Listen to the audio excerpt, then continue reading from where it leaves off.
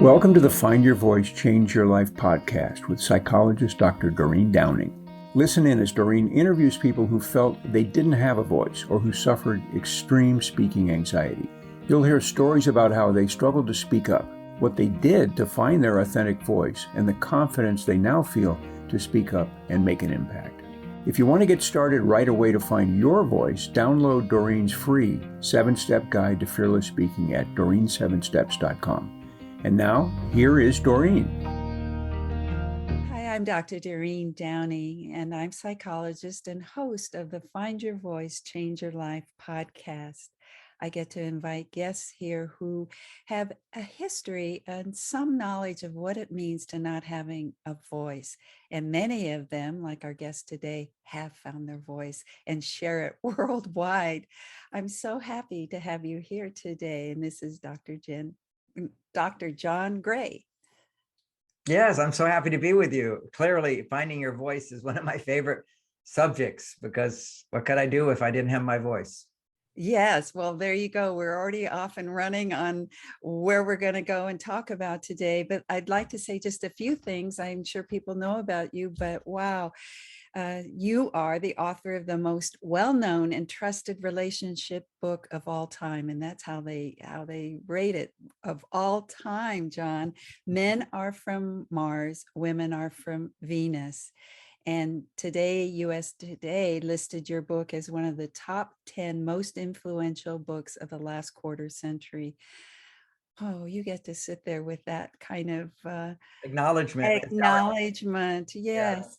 And in addition to that, though, you've written over 20 books. And I think the most recent one is Beyond Mars and Venus. It's called Beyond Mars and Venus. You know, I wrote Men Are From Mars actually 27 years ago. I've been teaching the ideas for 40 years. But in the last 10 years, the society has dramatically changed. The challenges of our relationships are dramatically different. So in a sense, I updated Men Are From Mars. I think it's still necessary to read, but many women feel like they're from Mars and they kind of go, my husband's from Venus. What do we do? So that's why I wrote this book, Beyond Mars and Venus. Well, that says something about voice also, is finding and listening to what people are saying and responding to that in a way that meets people's needs to help them understand more. So that's great. One last thing about you. Well, what I'd add to what you just said, if you want to talk about listening to what other people say, a lot of times, if we haven't found our own voice, we hear what other people say and we can be overly influenced by it. And that's what's happening today when people are hypersensitive to feedback. If somebody's different, I can't handle it. That's actually because they don't know how they are different within themselves and loving themselves that way. So we'll be exploring that. I just love the whole theme of finding your voice.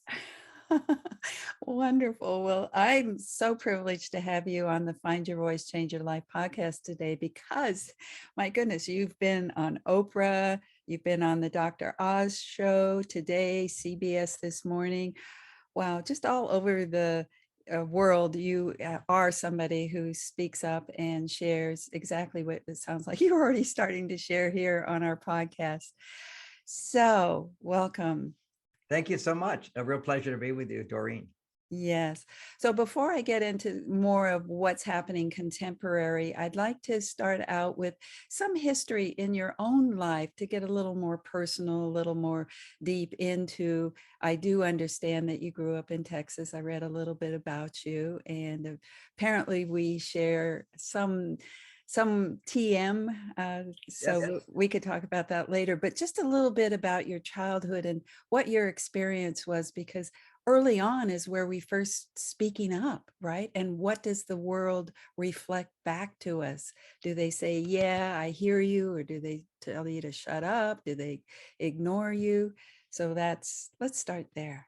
Well, before I start there, I just want to put my life in context. As you mentioned, I do speak up. I have found my voice, but I didn't always have it.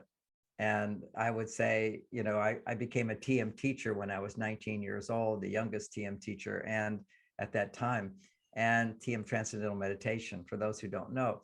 And my first talk, I gave the introductory lecture. I had so much nervousness, so much anxiety. My knees began to shake and I fainted.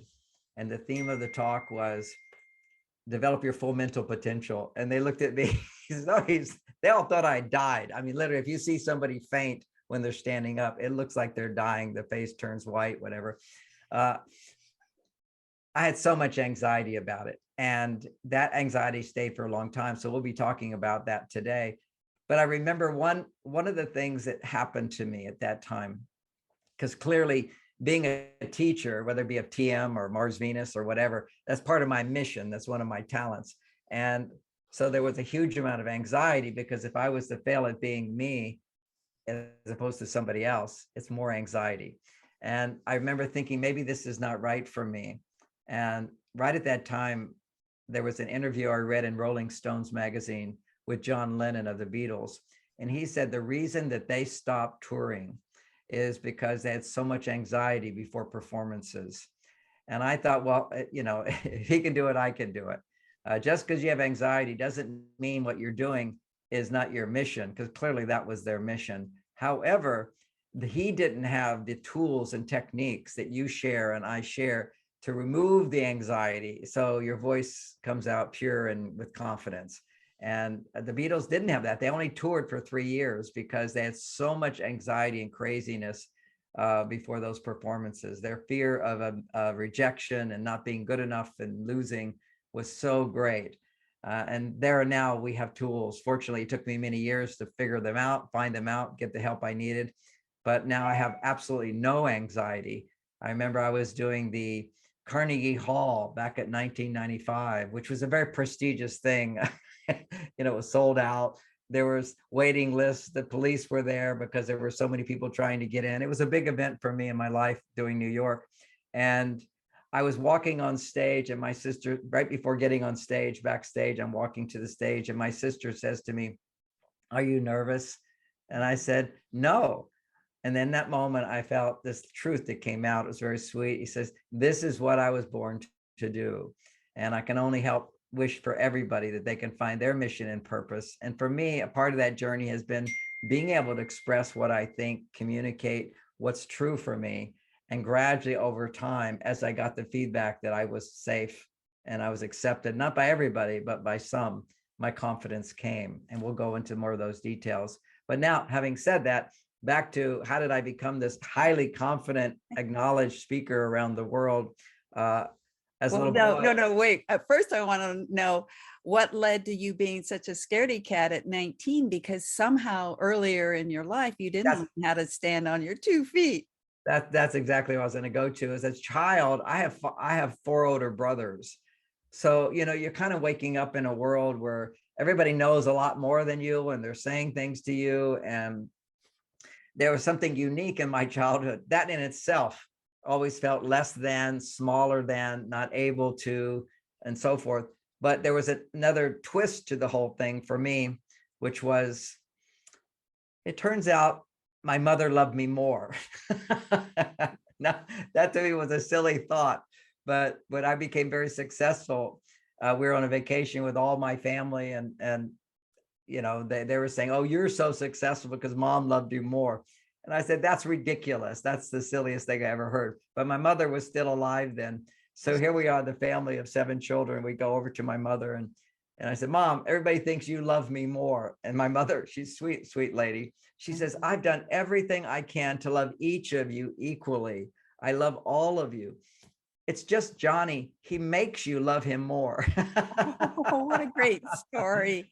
Oh my goodness. That was one of the dynamics of my childhood, which was a lot of love from my mother, which was very good. But simultaneously, my brothers were jealous of me. So there's a whole series of experiences of where they acted out, not all the time, but acted out their jealousy. One time they buried me under the ground. I had massive claustrophobia. Another time, one of my brothers got punished by my dad for being a bad example for me. He would climb on the roof, my brother. And so my brother just comes and slugs me in the stomach, and without my knowing why or what, and it just knocked me out. He was a big guy.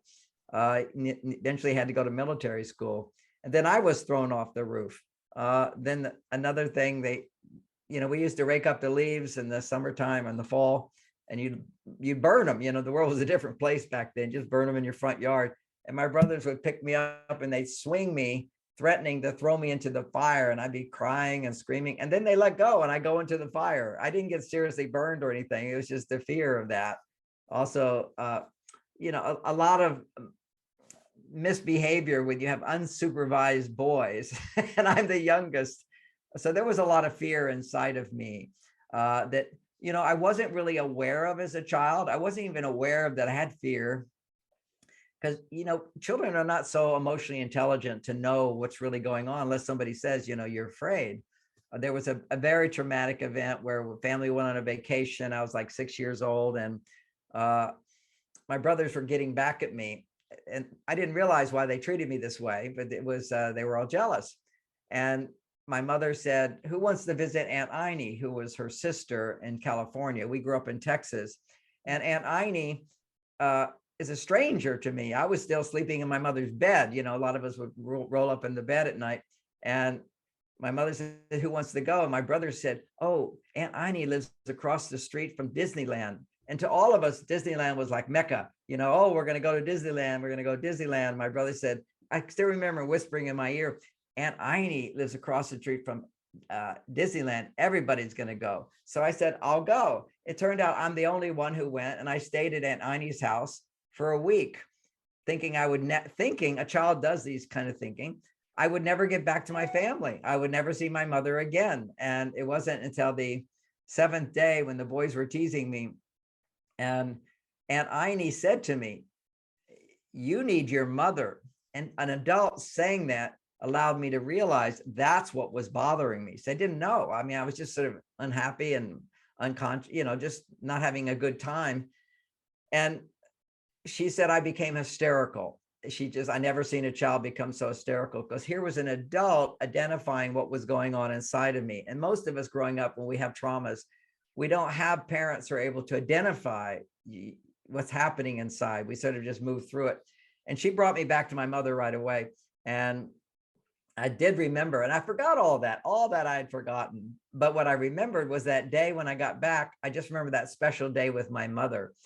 And on that day, and I call it, I kind of was woken up too soon from the sort of trance that children are in. If we look in science, we see that children up to about age 7 are in a sleep state. The brain is actually producing theta frequencies all the time, which is also the state of deep hypnosis. That's why we absorb all this conditioning from our parents, like monkey see, monkey do. And we're not yet ready to wake up. So that really woke me up too soon, and created a fear. And then when I processed that later, and we'll get into how I dealt with finding my voice, I realized the big trauma was, I remember feeling very upset that my family wasn't there, and I'm going to go home. And I left Aunt Iney's house, and I walked down the street, and I'm going to walk back. And I was very defiant and very confident and very powerful, which is who I am. I'm defiant, confident, and powerful. I stand for marriage. In a world today where people are trying to denormalize heterosexual marriage and family values and monogamy, I stand up very strong, always, again, standing up and not going with the trend, the narrative today. It's so in the wrong direction.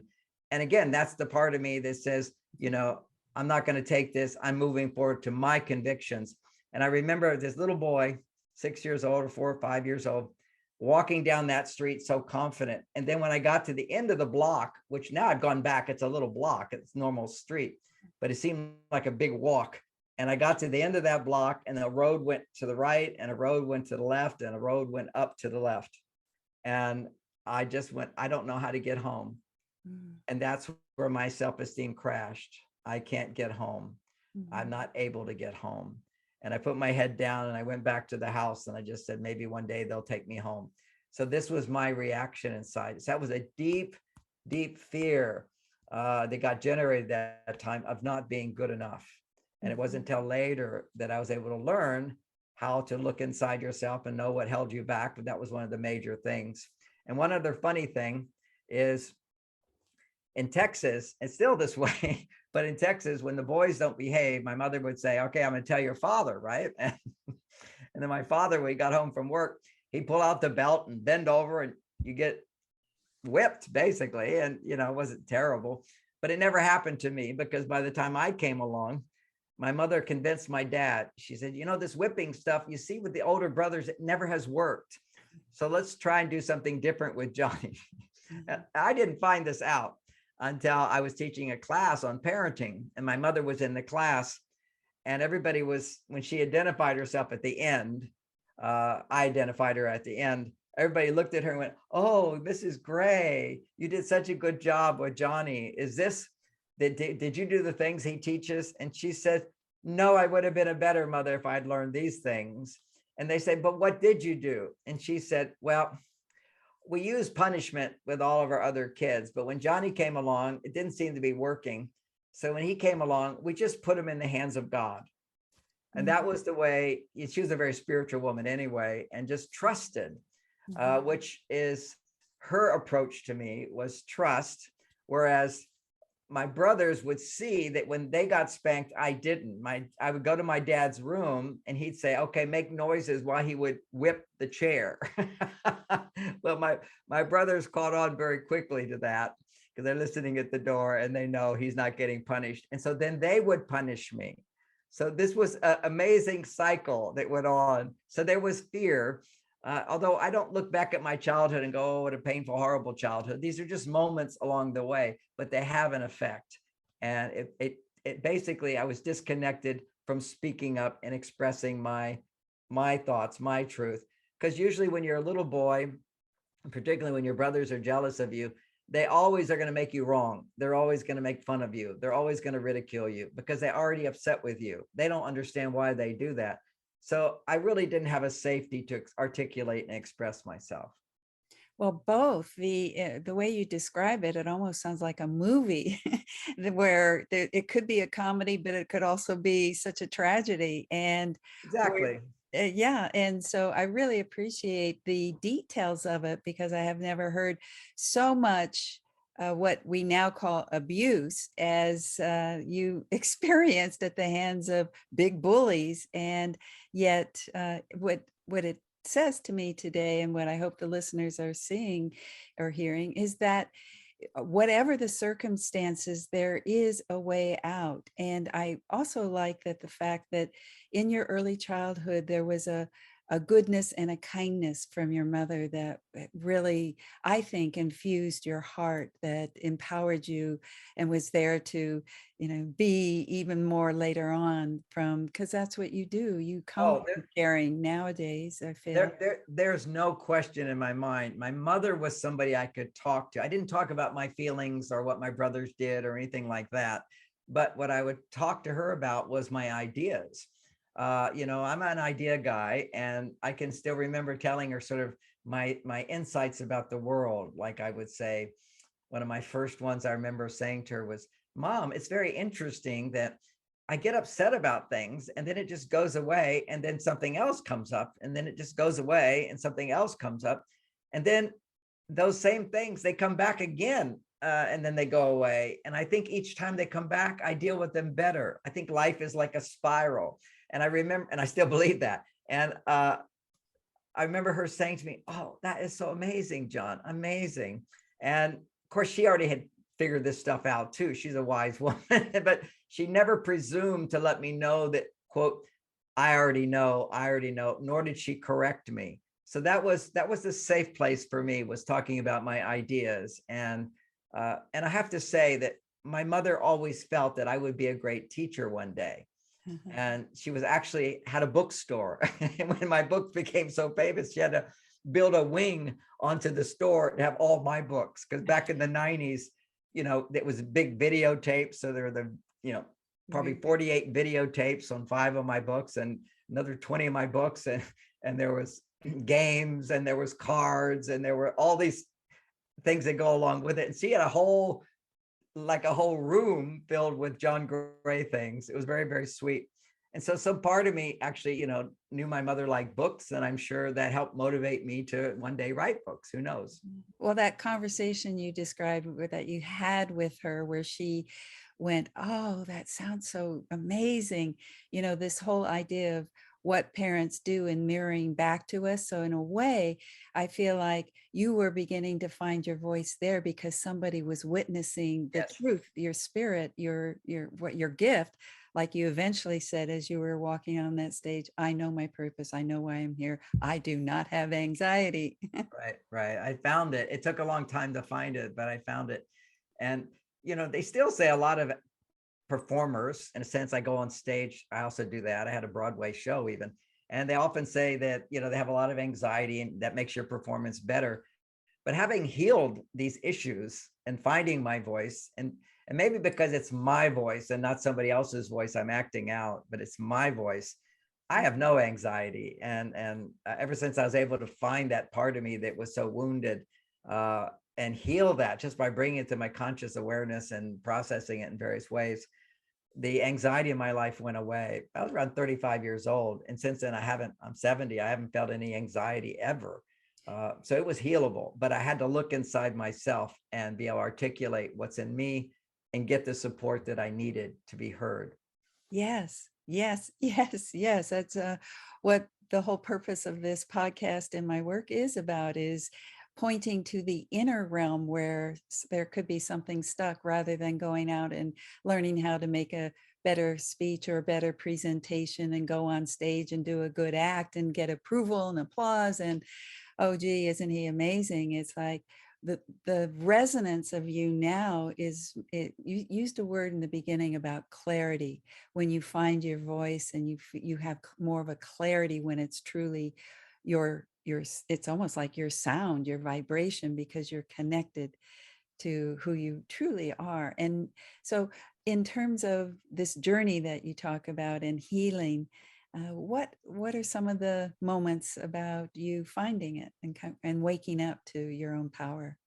Well, there's a lot of there's first finding a voice, and then there was, now that I had a voice, being able to overcome the anxiety with it. And that example I gave of giving a talk, I was, again, just mirroring a talk. I was taught how to say that. I practiced it in the mirror and I did all that. I could say it. So that would reduce the fears. I know what to say, but still, regardless of that, the anxiety came up and it became less and less, but it was always there.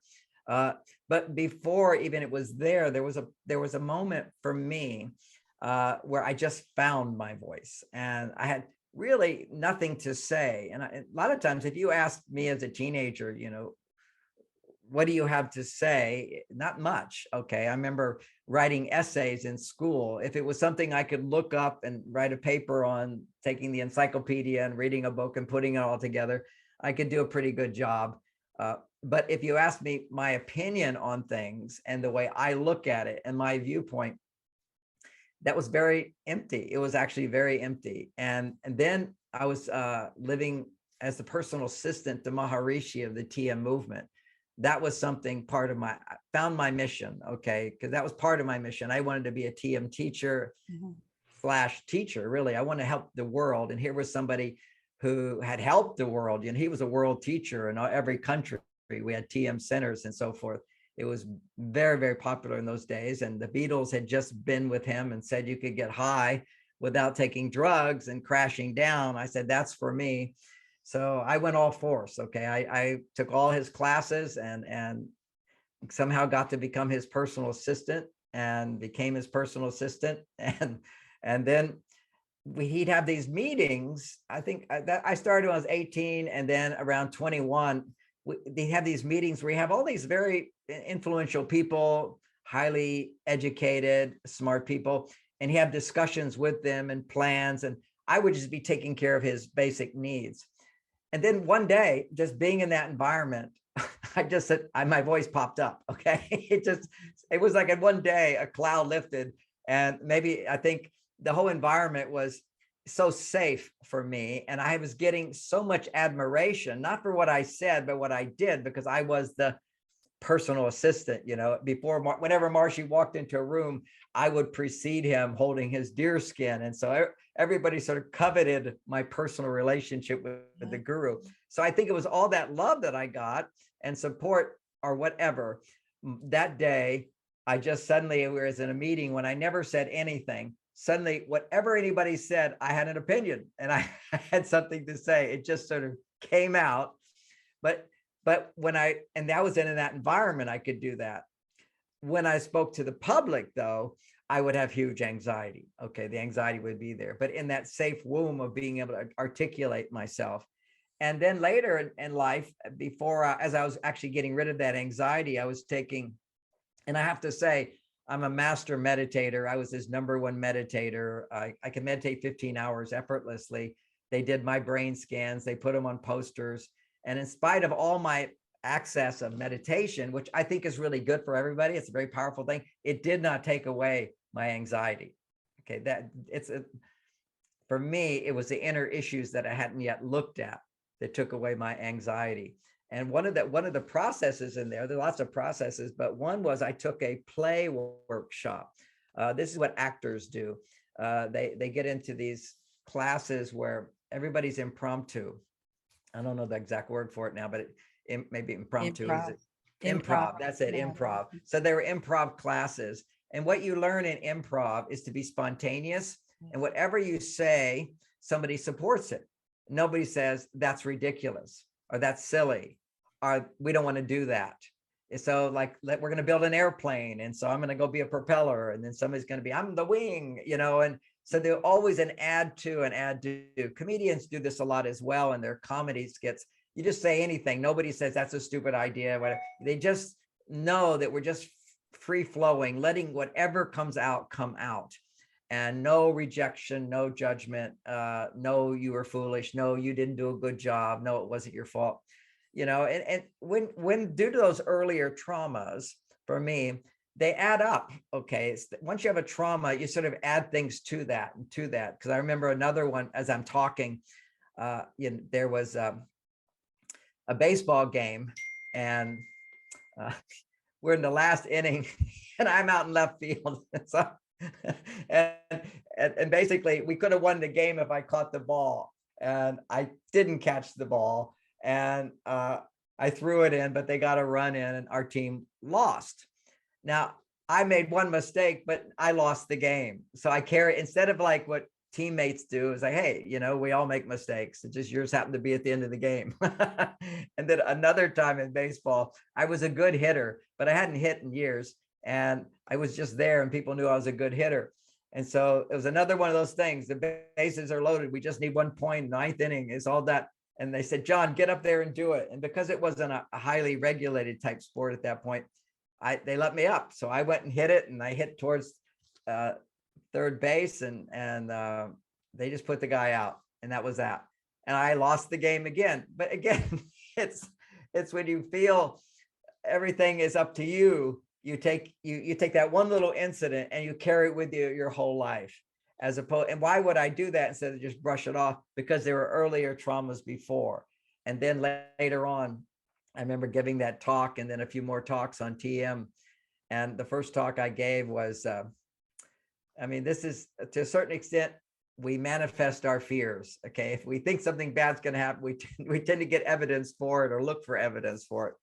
And I promoted a talk on TM and at University of Texas. And I told all my friends to come. Nobody came. It was just like, nobody was there. And I said, I took a sigh of relief. At least nobody's going to find out that nobody came to my talk. And then one man came in and I had to give the talk to him. It was terrible. It was such a painful moment. And then the next talk, I made sure to market it so 30 people were in the audience and they were there. And I felt I did a good job. Everybody left, but 2 or 3 people hung around insinuating questions that my talk wasn't good enough. When people would say, well, why would you do this? And you didn't say this, a little hidden criticism in the way people can ask questions. Mm-hmm. So when I left the talk, who did I think about all night long? Those 3 people who didn't clap for me, when 27 people did clap for me. So that became a clear evidence. That's something I needed to work on, my self-esteem, which is to process those feelings. So those are a sort of a journey of building my self-esteem to where I felt safe to express myself. First, I felt safe. I found my voice in a safe setting in the play games, the improv, and also around Maharishi, where everybody admired me because I was his personal assistant. And it just happened. And it happened in a moment. It was quite amazing. But I still didn't feel safe outside of that womb, so to speak. You have a safety there. So then I started doing the improv classes, and then I started learning how to process emotions when they would come up, to look at where they came from and to be able to articulate it, which I wasn't able to do as a child, and imagine saying to my mother, imagine saying to even saying to myself, and then being a parent to myself. And that's a process that many therapists do, reparenting the inner child inside. And eventually gone. I'm free of it now. That's wonderful. Mhm. Yeah, well, you've certainly given, I think, one of the secrets about how to find your voice, which is to surround yourself with the right kind of listeners. And sometimes the speaking programs that are out there are trying to tell you how to do it in the way that speakers should do it, rather than affirming and giving you space to discover what that feels like, what that sounds like, with no criticism. So like a completely non-judgmental environment. And uh, by creating those, it feels like you find those, you go in and you feel that kind of safety to drop down and discover and hear, and not. I have something in the work that I do that's called essence appreciations. And it's really, I surround people with people who are listening more deeply for the essence of the person, not about what they're saying, so that we get to drop everything about words and just listen into you might say, because you understand this, the spirit, the being of the person, and what is the voice that comes from there. And then having a witness, the audience is the witness of the person transforming right before our very eyes. Yes, it does. It's And very, then, very powerful. but there's something you said that I think, so we're saying, hey, it's important to find safe environments. And yeah, therapy is one place, but you may find it and feel it, and yet out in the world, you put yourself in environments where it's not safe. How do you bring safety to those environments when they are already inherently unsafe? People are judging you. Are they going to buy your product or not? And you're on edge. So I think that that's important too, is what you're talking about is not only the safe environment and training yourself and doing processes, but this inner journey. Yeah, I think that the processes for me are the inner journey, but what you talked about is, again, having a group that makes you feel safe. And what I did my job is I teach classes and seminars and so forth, and I do 2-day seminars. And the last 2 hours sometimes of the class, I ask people to share in the group what they learned and acknowledge their partners who did exercises with, as well as acknowledge me if I said something of value to you. So I get to hear for an hour at least, sometimes 2 hours, how wonderful my creation was and how wonderful I am. And that was very, very important to get that feedback. I think even in a simple thing, a simple concept is, you see a performer, and when I say performer, I say anybody who's putting what's inside out on stage, out on the public, to go, oh, that's terrible, that's good, that's not good. It doesn't matter who they are. They need to have that clapping at the end. And if ever you have an opportunity to walk up to a singer or a performer or a teacher and just say, that was so helpful to me, or I enjoyed that so much, I'm going to take this as one of my cherished memories in my life. Anything you say like that, they will appreciate it. There's you just think, well, so many people say to me, I'm sure you've heard this before. I say, tell me more. Yeah, well, the power of positivity, I think, is what you're pointing to, huh?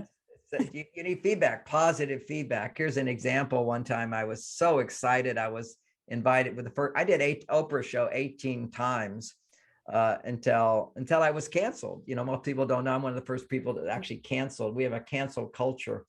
The feminists gave her such a bad time, as well as Today's Show. All the shows, they all got this, I'm too controversial, I'm too sexist, you can't have him on your show, you're promoting this guy who says men and women are different, when the whole narrative has been, over the last 30 years, more and more, there's no difference between men and women. And that's another subject. We're not talking about that right now, but here I am going on the Oprah show and telling my family, I'm so excited, I'm going to go on the Oprah show. And the first time, and my 5 of my brothers all said, "Well, why would you be afraid?" I was afraid. I said, "But I'm afraid, and I'm anxious about this." And they said, "But why would you be afraid?" And I said, "Well, there's going to be 10 million people watching me. That's why. But you know your stuff. You know your stuff." And so that's their perspective of thinking they're being supportive. You can handle that. You can. But my oldest brother, David, because he had age and a little more wisdom, he says, "No, John, I can understand. You've never done this before. That must be scary." And I went, yeah, even if I could do it, it's a little scary. Absolutely. But the family members, out of love, they didn't understand that telling me, "Oh, you don't need to be afraid. You can do this." Pushing down feelings. You can also, I can understand you're afraid, and I know you're going to do a good job. That's a better way to communicate that. I know I can see you've never done that before. That must be scary. So many people, what's going to happen? And I think you're going to do a good job. Not trying to put that on me. You don't want to push people's feelings down. You want to hear them and then support them in a gentle way, as if you're not saying you shouldn't feel that way. Oh my gosh, anybody's going to feel that way if they haven't done something before. And even to me, when I say I don't have anxiety, if I do something new that I've never done before, I will certainly feel fear, but nothing like what I used to feel. I remember going on some thing where you go through the jungles and they're telling you how to do this, and you can get your hand caught in it. You can lose your fingers and they're saying all this stuff. I'm like, okay, let's be really careful here. My wife was saying, let's not do this. I said, no, it's going to be okay. They just have to cover their tracks and say every bad thing that can happen. But it was perfectly fine. Children do this all the time. And in a sense, that's the same formula I use even today that might also help me why I never feel anxious, even when I'm going somewhere new and doing something different. I'll give you an example of that. Just recently, there was something I never done before. I can't remember what it was, but it was talking on a subject that's not my subject. Okay, so I'm going to talk on another subject. And well, what do you want me to talk about? And how do you want me to relate to this? So it was something new. And then I just said to myself, I said, "You've done this before, you'll be fine." I say that to myself. I've done that before, I'll be fine. I've done that before, I'll be fine. Because I've done it so much. And so that's in the camp of you have to have experience of making mistakes and everything still being okay. And I do a process every time I give a talk, even after this interview or after a day of doing interviews or talks or whatever. I always do a reflection, as opposed to what did I say wrong? I just do a little emotional process and I go, "Oh, bummer, I'm embarrassed. I said this, I could have said that," and then let it go. As opposed to the younger me would go, "Oh, I shouldn't have done that. I would look foolish." Just acknowledge the emotion that, "Oh, I'm a little embarrassed," and now I let it go. And it's so good. And that's part of what I've learned in terms of healing any stuck emotion, whether it be fear, whether it be hurt, whether it be despair, sadness, anger. And depending upon the intensity of the situation, it might take longer. I lost my wife 4 years ago to cancer, and that was a good year of grieving. But even in that grief process, it's feeling it and then letting it go, feeling it and letting it go, feeling it, letting go, till the pain and the guilt and the fears and all these things you have to process. You have to feel them and let them go. And one of my insights, which was worked for so many people over the years, is the process. I call it the feel good process, the love letter, the feeling process, different names for it. But it's when anything is stressing you, feeling like anxiety, for example, look not just at what you're afraid of. So you see that most of your fears are irrational. Okay, you don't really know that to be true. So I actually listen to my voice. What is it saying? It's like a child saying, "I'm afraid. I don't want to go do that." Well, what are you afraid of? Tell me. So you just let the child speak, and that actually then once the negativity has been heard, then there's a chance for the brain to say, "Yeah, but we don't know that's all going to happen. We don't know that's true, or we don't know that's such a big deal, or we know that you'll learn from that." The brain automatically processes things if we can just put it up. That's talking to a therapist or doing some process. And then if you talk to your friends, they all say, "Oh, you shouldn't be upset." If person doesn't know how to listen, they can actually make you more anxious. You shouldn't feel that way, as opposed to, "I can understand you feel that way." Then what I've found is that if the feeling that the emotion that you're experiencing doesn't go away within a few minutes, at least temporarily, go away. There's other emotions. And quite often people that have a lot of anxiety and fear have, when they're afraid, they're not aware that they're also angry. You see, somebody can't be angry without being afraid, and somebody can't be afraid without being angry. Anger is just our reaction to, you're not loving me. You're not giving me what I want. This is not what I expected. This is not correct. This is a betrayal. This is an abandonment. This is mistreating me. This is an abuse. Okay, that's the anger. Well, fear is always afraid that's going to happen. So if you're afraid this is going to happen, then there's a part of you that's angry that those people are not making it safe for you, and they could do this and they could do this. Then you can just, and a lot of people that live in fear, and this would be my example, more so when I was a child, not even know I lived in fear. I was just extremely shy, okay, and not engaged in other activities. That's what the fear did. It just showed up as a behavior of being extremely shy. You know, I remember even in high school, they had everybody eat outside of the school. Like there was a big school, like 2,000 people, and they would all go out on the front lawn and eat. And I would go with my best friend, and we would just go find a little spot on the other side of the building and have our lunch together. I couldn't even face all that. It was too fearful for me. You know, that was, I didn't feel the fear. I felt discomfort. I don't want to go there. Because see, people don't have emotional intelligence of knowing to actually, what am I afraid of? Like you, and a part of what anxiety is not being able to even clearly identify. Like when I'm standing in front of that audience and I'm feeling anxiety, I just finished practicing my talk. What's there to be afraid of? There's only a few people there and they're going to like it. They all want to hear this. Why am I so anxious? Well, you can say, okay, well, what am I afraid of? Write it out, you know, or talk it out. You know, I'm afraid they'll think I'm not good enough. I'm afraid they'll think I'm not smart enough. I'm afraid that I will fail. I'm afraid that I will make mistakes. I'm afraid that I don't look good enough. I'm afraid I don't look old enough. I'm afraid I don't have the credentials to do this. You know, you identify what it is. And most people go, oh, I don't want to identify it because then I'll become more afraid. But actually, the opposite is true. The more you can clearly, logically look at, what am I telling myself to cause this fear? And then one process, there's a lot of different processes in my book, but one would be, well, imagine those people thought you weren't good enough and they didn't like you and they felt you should be better. Well, give yourself permission to feel angry about that and write out what you're angry about. Even if you don't feel it, start giving yourself permission to feel it. Because as a little boy, when you've got 5 brothers that are somewhat violent, older than you, you can't get angry. Okay. If you get angry, you get beaten up, you know? So, and this is a challenge for women more so than men, because historically, when people were not as civilized, if you got angry with a man, he would become violent, okay, or could. So there was danger. So women learned to wear lipstick, makeup, always put on a smile. And, you know, it's part of what women are growing out of, is I don't have to please everybody. You know, we have a society of codependent women who are unhappy. Codependence, for those who don't know that word, is when you make other people's needs more important than your own. And then you get mad at them for not taking care of you when you're the one who's actually taking care of them, giving them the message that you don't need anything until you get upset. So you know, there's a lot of dynamics when women can't at least feel and then let go of their anger. You have to just to feel it and let it go. And the opposite of feeling it, letting it go, is reinforcing your anger. And this is what people do. Angry people, they feel it and then they reinforce it by expressing it to someone. And they use anger in order to tell somebody to stop, as opposed to use good communication skills that don't involve dumping negativity on other people.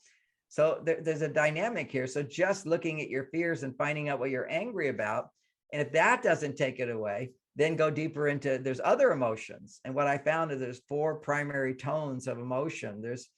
And you don't have. Before you go into that, John, it feels like what we're talking about now are subtler levels of voice, because that's what we're here to help people see, that inside of them, there may be many voices. And what you're going to is, how do you listen to yourself? That's one of the keys I'm getting today, is being open and listening rather than judging yourself or making yourself wrong or being even impatient with yourself. It's saying, okay, I have this first thing that I feel, let me explore it, let me ask about. So to me, what I'm getting today absolutely is the listening to the voices within until you can probably where you're going to go with these next 4 levels, but I Yeah, mean, no, you've got it. We're on the same wavelength. It's so powerful what you just said. And it's a little bit what I was saying. You said it better. It's the skill here is listen to what's going on. And what I found is it's hard to listen to what's going on unless somebody is able to ask you the question, are you feeling this? And you say, no. Well, what are you feeling? Are you feeling this? And to have a direction to look at.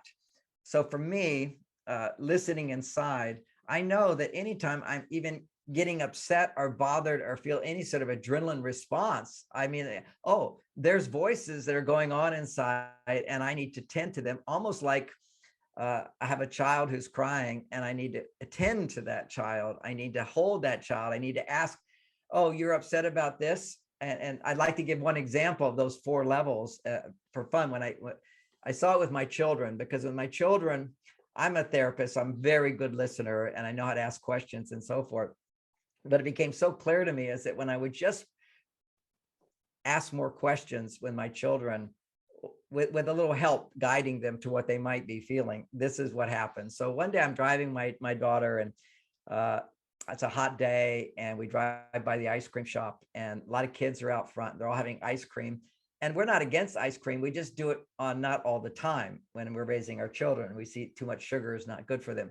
So we have special occasions where you get ice cream. And this was not a special occasion. We just had one. So that's the setup. So she's this little girl and she sees other kids having ice cream. She says, Daddy, let's get ice cream. Let's get ice cream. And I said, no, we can't have ice cream today. We don't have ice cream every day. Immediately, because she's never had my judgment. I'm very unconditional loving. She gets angry. Her eyes actually turned red. What? They get ice cream. I don't get ice cream. Why don't I get ice cream? And I said, I know, sweetie. I know you're really angry about this. She goes, yes, I am angry about this. I said, I understand. What's interesting is she then calmed down instantly because in her mind, the fact that I'd heard her anger means I heard her. And now she's thinking that, oh, now that he understands how much I want ice cream, he's going to give me ice cream. That was the first part of it. Because you have to think of a child. They don't know better. They know I love doing nice things for them. And this would be a nice thing for her. So why doesn't Daddy want to do this nice thing for me? He must not understand how important this is to me. So I didn't make her wrong for being angry. I said, hey, I understand you're angry. I'd be angry too if I never got ice cream, but we'll get ice cream, but just not today. We don't have ice cream every day. Then she started to cry. See, that's underneath all anger is some disappointment. You can't be angry unless there's disappointment. For a child, disappointment from the limbic system of the brain, which is primarily operating for them rather than the prefrontal cortex. Their disappointment is felt as sadness. And so she started to cry. She says, it's not fair. Those kids, they get their ice cream. I don't get my ice cream. I'll never get my ice cream. And I said, I understand. You're sad. She goes, yes, sad. I'm teaching her like, to identify the emotions, but under the anger, naturally, the crying started happening. I help her. You're sad because those children, they're getting ice cream and you're not getting ice cream and you want ice cream. And why doesn't Daddy give you ice cream? I understand that, but we don't have ice cream every day, but soon we'll be having ice cream. She goes, no, we'll never have ice cream again. I don't believe it. They get it and I don't, and that's why it is. So I understand. You're afraid. You're scared and afraid you're never going to get ice cream again. She goes, yes, they're going to get it. I won't get it. That's it. I'm never going to be happy again. Never going to have ice cream again. Do you see how they just naturally, and I had to identify it and they easily went to the next, identify it, went to the next. And usually for children, it's just 3 levels of emotion. And then I just said, then that's what you do. You hear them, then you basically reassure them of what their need is and that they're going to get it fulfilled. And you make a promise. And all I had to do was at that point, I said, oh, sweetie, we can always have ice cream on special occasions. And guess what? Sunday, we have a special occasion. So Sunday, we're going to have ice cream and you'll get it then. She said, what kind of ice cream? I said, well, what kind would you want? She said, I want vanilla ice cream. I said, okay, we're going to have vanilla ice cream. You promise? I said, yes, I promise. And all done. No trauma, no upset, no feeling deprived, but she was heard. And then the promise was made in response to what it is she was needing. And that's how a parent can raise their children. That's how we can raise our own inner child, which is to feel the distress, go feel, hear it, understand it, go to a deeper level of it and a deeper level of it. And that can be very happy, that positive. And then as you do it as a process, you also want to balance it with positive feelings. Because once you identify negativity, positivity seems to spring up. It's like negativity is pushing down on holding a lid on it, pushing it down, pushing it down. Let the negativity come out, hear it yourself. Definitely don't use it to change somebody. If ever you use negativity to change someone, you're basically like an animal growling at somebody or feeling sorry for yourself to get people to help you. If you use negativity to get what you want, then when you're not getting what you want, the brain goes straight to looking for reasons and justifications and stories to justify being negative, having negative stories. We're always telling ourselves a story. That was another one of the times I was doing a radio. This is before I got rid of anxiety, and I was doing a radio show and I had all this weakness. My knees were weak. It was just literally, why do I feel this way? It's just an interview, but it was my first radio show and it was a big deal. And I remember saying, okay, I'm going to do a process. What am I telling myself right now to make me feel this way? And that's what we call the critics committee, these voices that live inside of us. So what am I telling myself? And identify everything that it's telling me. And that creates an awareness that you're causing this emotional reaction, not the interview. It's what you're thinking. That's what we're talking about. It's an inside job. And that's Oh, what you've just described in the process. I'm hoping people will take today because we're near the end and I have to say goodbye here. And you have offered people a very concrete way to not only discover what's going on and how, actually, John, how to do that inside job to build not only for yourself a deeper awareness, but to, what I loved mostly is being able to be a parent that you listen to your children in such a way and help them, label those levels that you talked about today.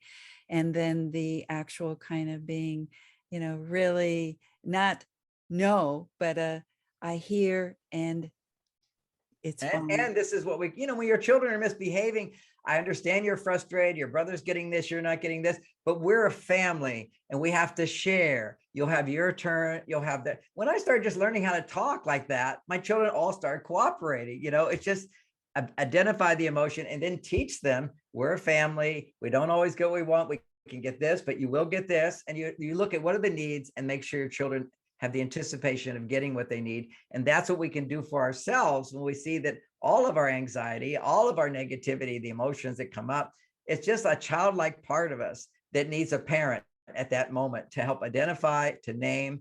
And then, and I know we're finishing up, but when I did that process, I still remember for the radio show, it was like, all right, I'm going to identify, I'm going to listen to what am I telling myself? And I identified it out. I'm not good enough. He's going to think I'm not good enough. He's going to think I'm weak. He's going to think it's a waste of time. He's going to think I'm wrong. He's going to think meditation is ridiculous or whatever it is. So I identified it, and that caught a huge relief because now the voice was subconsciously just causing me to be afraid. Now I know the voice is saying it. And then in that case, all I had to do is just shift to, and I'm grateful. I'm grateful I can do this radio show. I'm grateful that I have this teaching. I'm grateful that I know what I can do. I'm grateful I have this opportunity. I'm grateful. I just started doing what I'm grateful for. And it was so powerful. It's not always going to work that way. When you have more you might have to go through more emotions. But what I do, if you go through the 4 levels, and for adults, the 4th level is always when we're upset, we're embarrassed or we're regretful, some mistake we've made, some apology we should make, or I should have done this. I apologize for this. I made a mistake. I'm embarrassed, whatever. You go through those 4 levels, then you go into, okay, how I want things to be, because underneath every negative emotion is just a blocked desire on some level. So then express what the true desire is, and then be grateful, be happy, be confident, and be proud. So again, give a few words, what I'm grateful for, what I'm happy about, what I'm what I'm confident that, and what I'm proud of. And just always balance negativity with positivity and try to minimize that negativity rules your life. And one final thing, I know we're finishing up, but I love this topic. So thank you for having me on. Another one is when you let your fears control you, you give them more weight and power over you. Yeah. And that's called, regardless of what you're afraid of, take a step. You don't have to do the whole thing, but take action that defies the fear, which is holding you back, if it's an irrational fear. One of the things that I'm leaving right now with is what you've just said about giving gratitude. And so that the voice of gratefulness feels like it is so healing within us and helps change the whole color of our experience. So thank you. I'd like to have you give us how people can contact you. Oh, well, thank you. That's marsvenus.com. And I do seminars from time to time in the Bay Area, so they can do marsvenus.com/events, or just go to events at the website. But the other thing is that we have tons of free, great blogs that I do and my daughter Lauren does, and you'll go there, and right on the front page there's a free seminar called How to Get Everything You Want in Your Relationships. And there's one for single people, one for couples, one for men only, one for women only. It's very, we get rave reviews on that, and it's right there. You can get introduced to many of the Mars Venus ideas that might be helpful for you in your life. John, thank you so much for opening up so much, so many layers, so many aspects of the facets of who you are. Thank you. Thank you. Thank you for being with us today for this episode of Find Your Voice, Change Your Life. Each person during interviews shares what has helped them find their voice. You can learn from these guests and find your voice so you can be confident to speak up and speak out. And remember to download Doreen's free 7-step guide to fearless speaking at doreen7steps.com. We hope you enjoyed the show and will return next time. Until then, goodbye for now.